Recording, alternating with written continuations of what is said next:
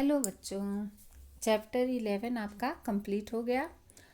तो आज ये जो चैप्टर आप पढ़ने जा रहे हैं वो चैप्टर 11 का ही एक हिस्सा है। ठीक है, चैप्टर 11 का ही एक पार्ट है और ये ओनली फॉर रीडिंग है। सिंबल आप देख रहे हैं तो ये ओनली फॉर रीडिंग है।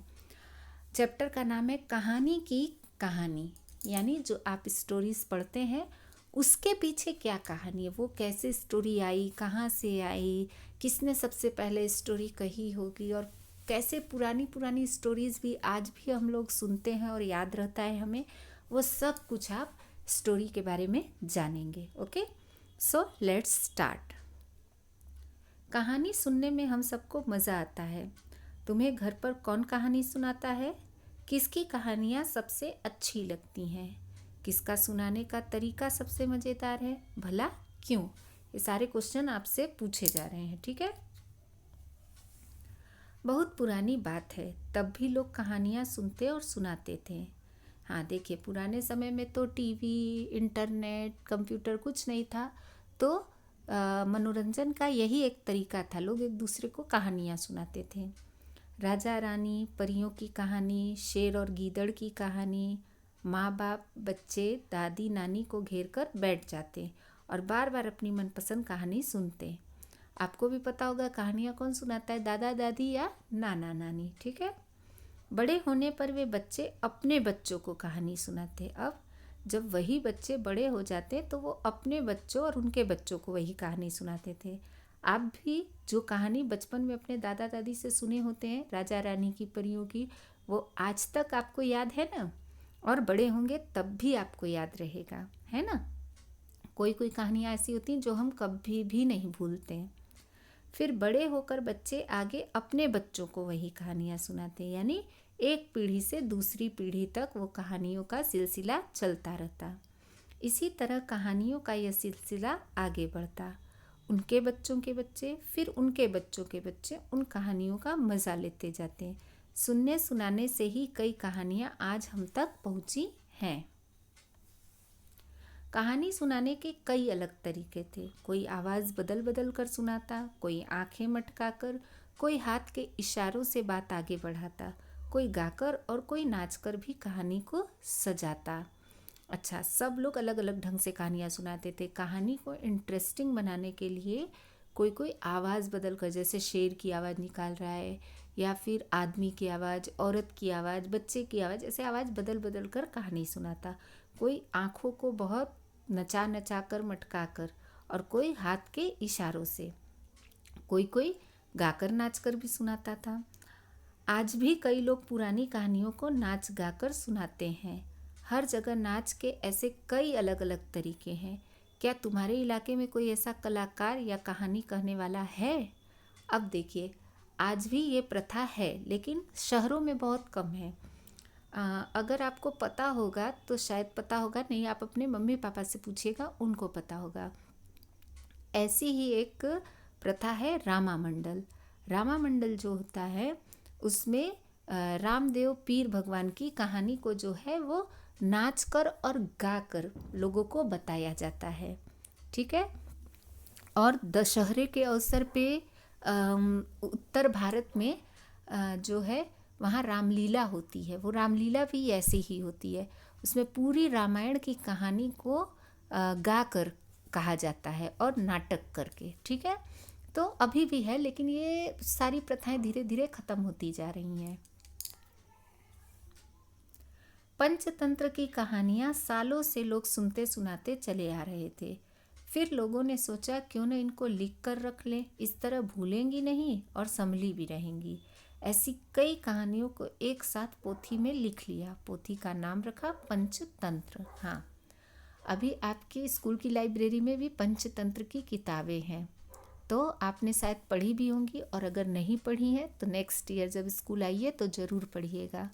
पंचतंत्र में बहुत सारी कहानियाँ हैं और सारी कहानियाँ मॉरल हैं, मॉरल स्टोरी वाली, यानी शिक्षाप्रद कहानियाँ जिससे हमें कोई शिक्षा मिलती है।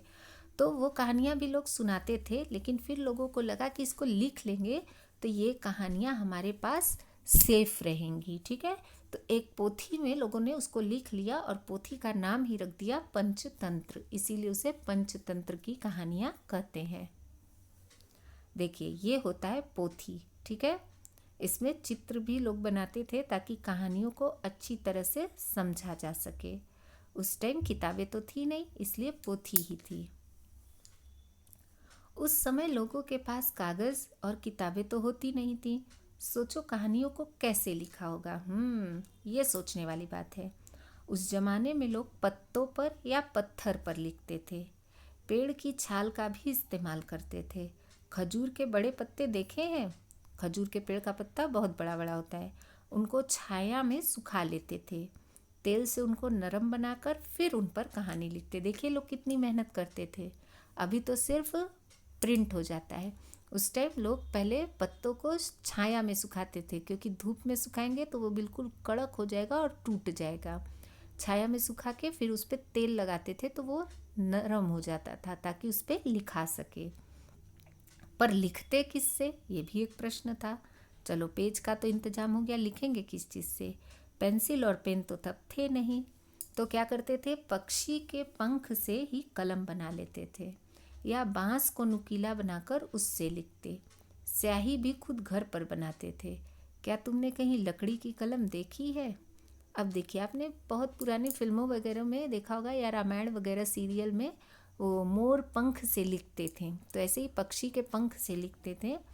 या फिर लकड़ी होती थी, पतली लकड़ी, उसको ब्लेड से या नुकीले चीज़ से छील कर, आगे से, ब्लेड तो तब था नहीं, नुकीले चीज़ से पत्थर पे उसको घीस कर और आगे से बिल्कुल नुकीला, जैसे पेन का नोक होता है ना, वैसा बना लेते थे। और स्याही भी वो लोग घर पे ही बनाते थे।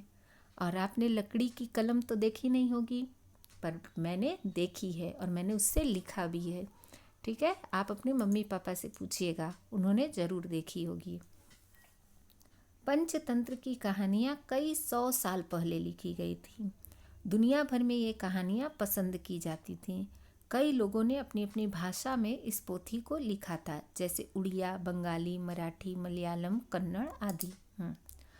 पंचतंत्र की जो कहानियाँ हैं वो बहुत ही अच्छी थी, इसलिए बहुत फेमस थी। दुनिया भर में लोग उसे पसंद करते थे, इसलिए उन लोगों ने अपनी अपनी भाषा में उसे लिखा, ताकि उनके बच्चे भी उस चीज़ को पढ़ सकें और उससे शिक्षा ले सकें। यहाँ पंचतंत्र की एक कहानी की एक पंक्ति दी गई है। यह पंक्ति कई भाषाओं में लिखी है। आप नीचे देख रहे हैं, सिंह श्रृंगाल कथा। सिंह यानी शेर, श्रृंगाल यानी सियार। ठीक है, उसकी कहानी। तो कितनी सारी भाषाएं हैं। पहली जो भाषा है वो है संस्कृत। अस्ति कस्मिंश्चित् वनो देशे वज्रदष्टो नाम सिंह। दूसरी तो आपको समझ में आ रही है, हिंदी है। किसी वन के एक इलाके में वज्रदष्ट नाम का एक सिंह रहता था। तो जो ये कहानी पंचतंत्र की लिखी गई थी, वो सबसे पहले मूल भाषा तो संस्कृत थी, संस्कृत में लिखी गई थी। लेकिन जब सबने अपनी अपनी भाषाओं में लिखा तो उस अलग अलग कहानियाँ उसमें, मतलब अलग अलग किताबें बनी। तो इसमें से 2 भाषाएं ही हम पहचान पा रहे, बाकी तो मलयालम, कन्नड़, उड़िया क्या है, आई डोंट नो। इनमें से तुम कौन सी भाषा पहचान पाए? हाँ, हमने 2 भाषाएं पहचान ली। क्या कोई पुरानी पोथी तुमने अपने आसपास देखी है? अच्छा, आप मंदिरों में जाते हैं, वहाँ पुराने वेद वगैरह संभाल के रखे होते हैं, उन्हें देखिएगा, वो ऐसे ही होते हैं। आज हम इन पुरानी पोथियों को संभाल कर रखते हैं। लोगों ने बहुत मेहनत से इन्हें लिखा था। इनमें कहानियाँ संजो कर बचा कर रखी थीं। सोचने वाली बात तो है कि कई 100 साल पहले, जब कोई साधन नहीं था, तब भी उन्होंने बहुत मेहनत से ये सारी चीज़ें लिखी थीं। वे कहानियाँ हम आज भी सुनते और पढ़ते हैं। इन्हें तुम अपने बच्चों को भी सुनाओगे और पढ़ाओगे, और इन्हें तुम्हारे बच्चों के बच्चे भी पढ़ेंगे ना। इसीलिए ये सारी चीज़ें संभाल कर रखी गई हैं कि हम पढ़ें, हमारे बाद हमारे बच्चे, उसके बाद उनके बच्चे, ताकि ये सिलसिला कहानियों का चलता रहे। तो अब आपको समझ में आया कहानी के पीछे क्या कहानी है। तो आपको ये चैप्टर ओनली रीड करना है। Okay, thank you, bye.